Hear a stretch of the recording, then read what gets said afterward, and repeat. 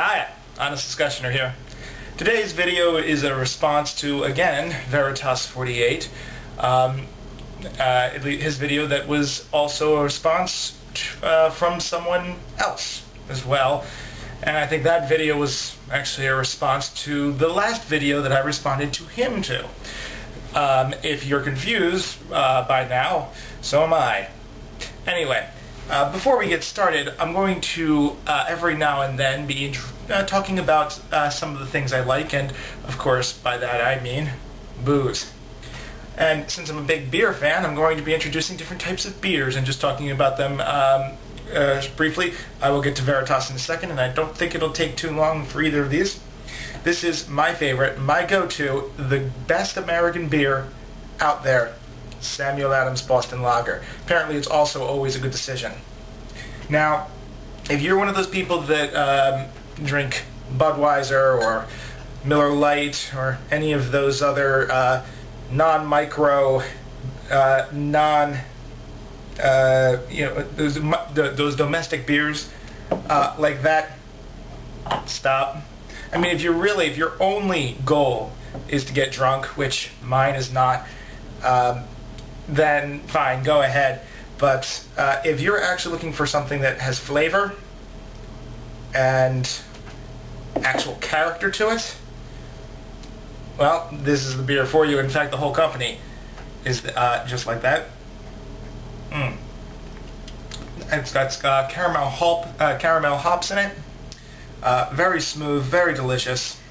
Goes great in the Samuel Adams glass.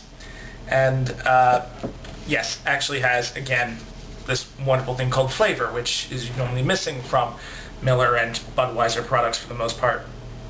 I'm sorry, Budweiser Lime probably has a lime flavor to it of some sort. But yes, I don't actually drink alcohol to get drunk. Maybe like at a party on rare occasions, but no, I drink it because it tastes really good. And yeah, that's about it really. So yes, if you haven't already tried, and I'm sure you have, go out and try a Samuel Adams. Always a good decision. Now,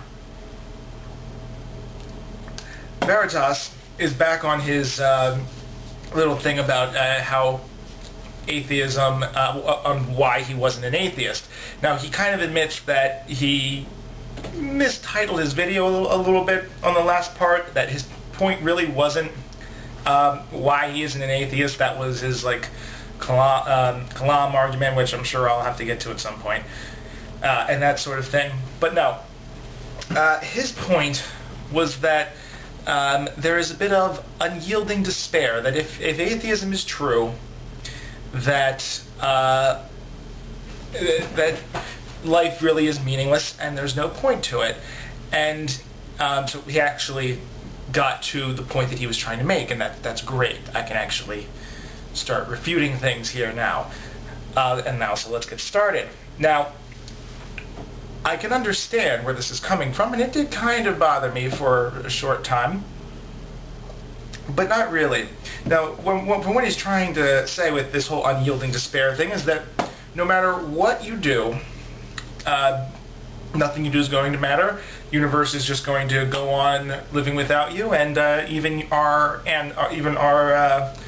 progeny, our children, will one day die out, as will their children, and eventually the whole human race and Earth and all of that sort of thing. So no matter what happens, we're all screwed at some point.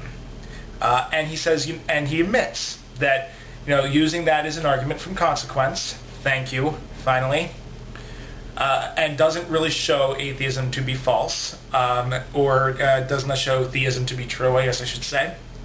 But he says that, and this is a very interesting point, that if you are going to believe this, you should be in and embrace this idea honestly, you should be in a state of unyielding despair, because you realize nothing really matters. Now, he says that obviously atheists can be happy and live very productive lives, but he says this is at a cost of consistency. Now, I think I understand what you're saying, Veritas, although I really wouldn't use that word, consistency. Maybe honesty. If we're being honest with ourselves, I would probably use. But here's the deal. Here's why what you say, in my opinion, my humble opinion, is absolutely wrong. Because while there's a good chance, a very, very good chance, that I and everyone I know will die, we really don't know what the entire future holds. A couple different theories is that the universe will end in heat death and nothing will be able to survive, or that everything will eventually come into another singularity and die, and we'll start all over again. Now, I believe it was Nietzsche that said that for the latter possibility, that no matter whatever you do now, do as though you'll have to repeat it. You got an email. Do it as though you'd have to repeat it over and over again for all of eternity, because eventually all of life will restart as it was before. Maybe there'll be a million or a trillion to the trillionth power different types of universes, but eventually this one will resurface again and you'll have to relive everything again. Now, that's really not my thinking, really, but it's an interesting idea to think about, which would kind of go along with why we should be good people. And I have other things to talk about as far as morality goes. Maybe I'll respond to that, his other video against General Armstrong, as soon as I watch it. But no. We don't know what's going to happen to the universe, and we don't know what our species is capable of. Now, again, there's a really, really good chance that I'm going to die. However, I would argue that it is possible that I could live for a lot longer than what most people would expect.